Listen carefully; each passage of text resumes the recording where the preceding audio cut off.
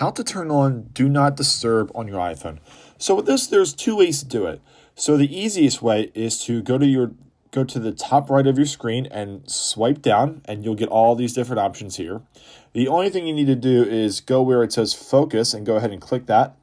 And then you'll get some options here, and you just want to click on Do Not Disturb, and that will turn it on. Very easy, very simple. But if you do not do that, or you forget you have that option, we can go ahead and turn this off, and we can come out of here, go find your settings, and from your settings, you want to scroll down until you see where it says focus, and then go ahead to the very top to Do Not Disturb, and then go ahead and turn this on. It tells you what it does, it tells you what it stops, and that's it. So there's two options, very easy to do. I prefer the drop-down menu rather than going through my settings, and that's it. That's how you turn on Do Not Disturb on your iPhone.